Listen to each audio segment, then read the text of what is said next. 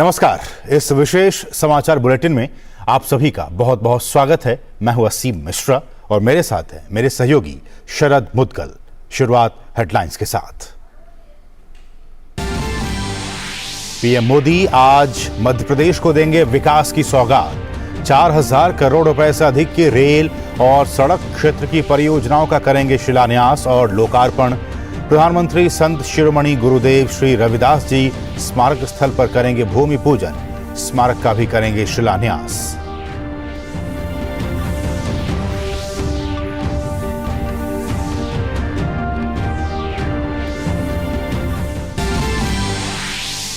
केंद्रीय गृह मंत्री अमित शाह गुजरात के दौरे पर गांधीधाम में IFFCO nano DAP liquid plant का करेंगे शिलान्यास।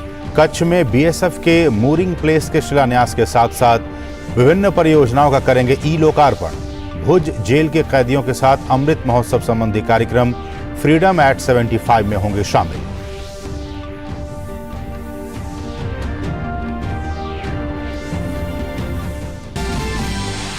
भारत की अध्यक्षता में G20 की भ्रष्टाचार विरोधी मंत्रिस्तरीय बैठक का आज कोलकाता में आयोजन। केंद्रीय मंत्री डॉक्टर जितेंद्र सिंह करेंगे बैठक की अध्यक्षता। बैठक में भ्रष्टाचार को रोकने और मुकाबला करने के लिए अंतर्राष्ट्रीय सहयोग और सूचना साझा करने पर होगी चर्चा।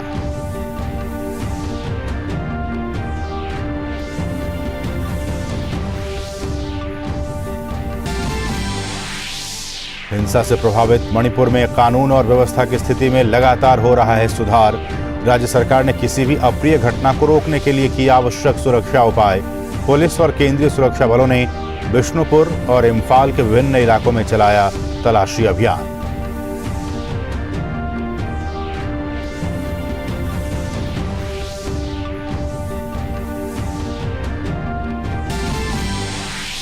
सूचना एवं प्रसारण मंत्री अनुराग सिंह ठाकुर आज करेंगे चेन्नई का दौरा। अंतर्राष्ट्रीय युवा दिवस समारोह को करेंगे संबोधित। इसके अलावा दक्षिण एशिया के युवाओं के साथ पैनल चर्चा की करेंगे अध्यक्षता। एशियन हॉकी चैंपियनशिप के फाइनल मैच का भी बनेंगे हिस्सा।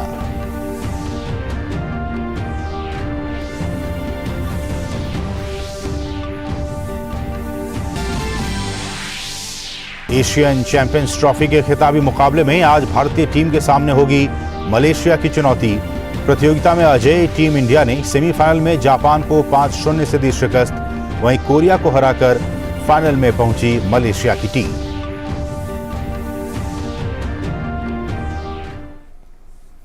और अब सभी खबरें विस्तार से। पीएम मोदी आज मध्य प्रदेश की यात्रा पर जाएंगे। पीएम यहां सागर जिले में संत शिरोमणि गुरुदेव श्री रविदास जी स्मारक स्थल पर भूमि पूजन करेंगे। फिर धाना में सार्वजनिक कार्यक्रम में हिस्सा लेंगे, जहां वे संत शिरोमणि गुरुदेव श्री रविदास स्मारक का शिलान्यास करेंगे। 100 करोड़ रुपए से अधिक की लागत से 11.25 एकड़ से अधिक क्षेत्रफल में स्मारक का निर्माण किया जाएगा। प्रधानमंत्री यहां 4000 करोड़ रुपए से अधिक की रेल और सड़क क्षेत्र की परियोजनाओं का शिलान्यास और लोकार्पण भी करेंगे। प्रधानमंत्री कोटा बीना रेल मार्ग के दोहरीकरण के पूरा होने को चिन्हित करने वाली परियोजना का लोकार्पण करेंगे। प्रधानमंत्री 1580 करोड़ रुपए से अधिक की लागत से निर्मित की जाने वाली 2 सड़क परियोजनाओं की आधारशिला भी रखेंगे। इनमें मोरीकोरी विदिशा हिनोतिया को जोड़ने वाली 4 लेन की सड़क परियोजना और हिनोतिया को महलुवा से जोड़ने वाली सड़क परियोजना शामिल है।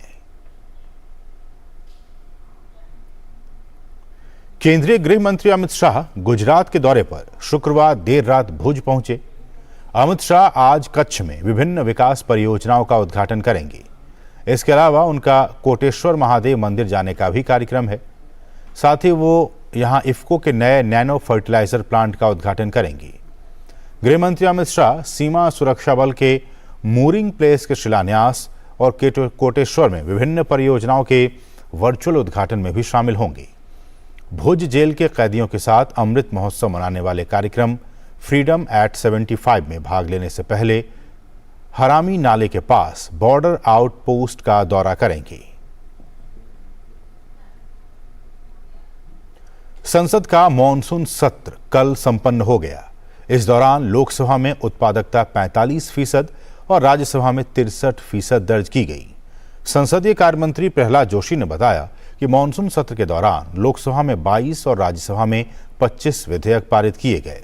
इनमें सिनेमेटोग्राफी संशोधन विधेयक 2023, बहुराज्य सहकारी समिति संशोधन विधेयक 2023, जन विश्वास प्रावधानों में संशोधन विधेयक 2023, डिजिटल व्यक्तिगत डेटा संरक्षण विधेयक, राष्ट्रीय अनुसंधान फाउंडेशन विधेयक और जैव विविधता संशोधन विधेयक शामिल हैं।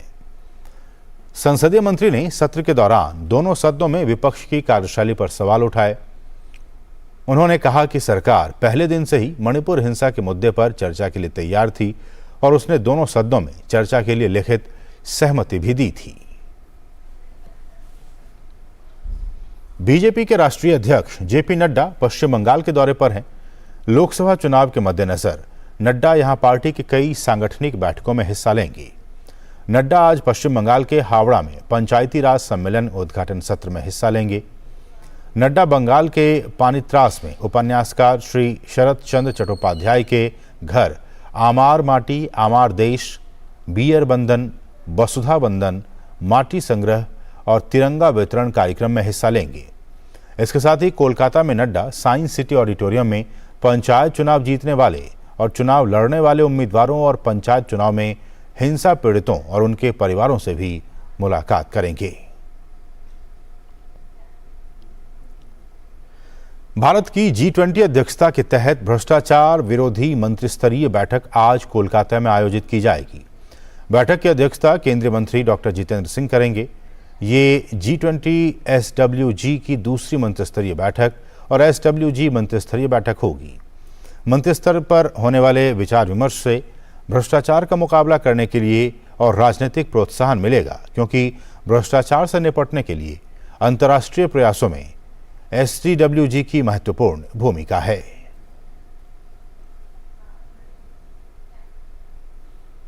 और यहां रुकेंगे एक छोटे से ब्रेक के लिए। आप देखते रहिए DD न्यूज। होंगे बच्चे स्वस्थ भले फूलेगा बचपन, इन्हें पिलाओ मुगली घुट्टी 555।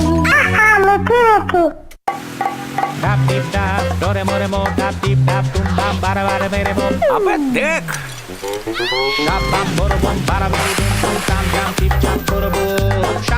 You got to be careful. बारिश है, सड़कें बदलेंगी। Switch to Seat. बेटा change soon. It's monsoon. और ब्रेक के बाद आपका फिर से स्वागत है। पिछले कुछ समय से हिंसा से प्रभावित मणिपुर राज्य में कानून और व्यवस्था की स्थिति में लगातार सुधार हो रहा है।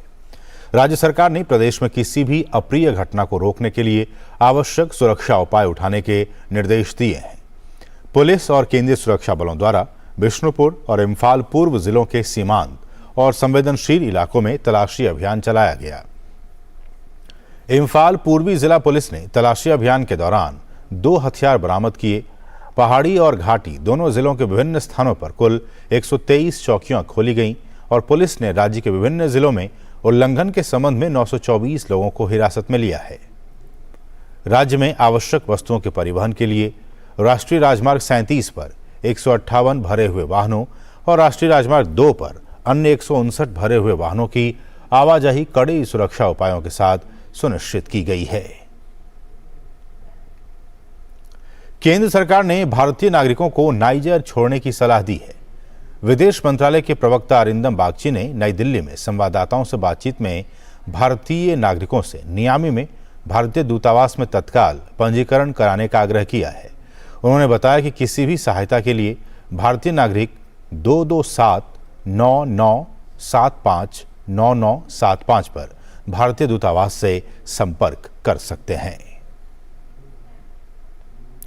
देश में डायरेक्ट टैक्स संग्रह में जबरदस्त इजाफा देखा जा रहा है।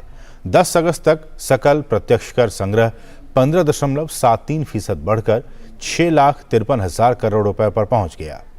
रिफंड को समायोजित करने के बाद शुद्ध प्रत्यक्ष कर संग्रह 5,84,000 करोड़ रुपए रहा, जो कि पिछले साल की समान अवधि के शुद्ध संग्रह की तुलना में 17.33% ज्यादा है। 10 अगस्त तक 69,000 करोड़ रुपए का रिफंड जारी किया गया, जो पिछले साल की समान अवधि के दौरान जारी किए गए रिफंड की तुलना में 3.73% अधिक है। अमेरिका में हवाई राज्य के माउई द्वीप में लगी भयावह जंगल की आग में मरने वालों की संख्या बढ़कर 67 हो गई है। पुलिस के मुताबिक करीब 1000 लोग अभी भी लापता हैं। सभी लापता लोगों की तलाश जारी है। हालांकि आग पर काबू पाने के काम में तेजी आई है। हवाई प्रांत के गवर्नर जोश ग्रीन ने चेतावनी दी है कि मरने वालों की संख्या में बढ़ोतरी हो सकती है। बचाव दल नुकसान की जांच कर रहे हैं। इस घटना को राज्य की अब तक की सबसे बड़ी प्राकृतिक आपदा माना जा रहा है। अनुमान है कि आग में 1700 से अधिक इमारतें जलकर नष्ट हो गई हैं। जंगल की आग ने माउई के लाहिना शहर को तबाह कर दिया है, जिससे दुकानें, रेस्टोरेंट और होटल नष्ट हो गए हैं। साथ ही राज्य के कुछ सबसे शानदार और सबसे अमीर इलाके भी जलकर खाक हो गए हैं। यह आग कैलिफोर्निया में 2018 के कैंप फायर के बाद से सबसे भयावह अमेरिकी जंगल की आग है, जिसमें 85 लोगों की मौत हो गई थी और पैराडाइज शहर बर्बाद हो गया था। चीन में पिछले कुछ सप्ताहों में रिकॉर्ड तोड़ बारिश के बाद हेबई प्रांत में बाढ़ से मरने वालों की संख्या बढ़कर 29 हो गई है। हेबई प्रांत में 16 लोग अभी भी लापता हैं। सरकारी आंकड़ों के मुताबिक $13.2 बिलियन का आर्थिक नुकसान हुआ है। लगभग 40 लाख लोग बाढ़ से प्रभावित हुए हैं और 40,000 से अधिक मकान बाढ़ के कारण ढह चुके हैं। 1.25 मिलियन से अधिक लोगों को सुरक्षित जगहों पर पहुंचाया गया है। इससे पहले पिछले महीने के अंत में आए भीषण तूफान और बाढ़ के कारण बीजिंग में 33 लोगों की मौत हो गई थी और पिछले सप्ताह मूसलाधार बारिश के बाद पूर्वोत्तर जिलिन प्रांत में 1 दर्जन से अधिक लोग मारे गए थे। भारतीय team Asian champions hockey tournament के फाइनल में पहुंच गई है। टीम इंडिया का सामना आज रात खिताबी मुकाबले में मलेशिया के साथ होगा। भारतीय टीम ने पूरी प्रतियोगिता में अब तक शानदार प्रदर्शन करते हुए एक भी मुकाबला नहीं गंवाया है।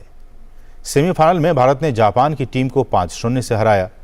भारतीय टीम की ओर से पहला गोल खेल के दूसरे क्वार्टर में आया, जिसे आकाशदीप सिंह ने अंजाम दिया। इसके थोड़ी देर बाद भारत ने पेनल्टी कॉर्नर की मदद से एक और गोल दागकर बढ़त को 2-0 कर दिया। ये गोल कप्तान हरमनप्रीत सिंह की स्टिक से आया। मनप्रीत सिंह ने इसके बाद दूसरे क्वार्टर के खत्म होने से ठीक पहले शानदार गोल कर भारतीय टीम की बढ़त को 3-0 कर दिया। भारत ने अपने दबदबे को इसी तरह से बरकरार रखा और 2 गोल कर मुकाबले को 5-0 से अपने नाम कर लिया। तो इसके साथ इस विशेष समाचार बुलेटिन में बस इतना ही।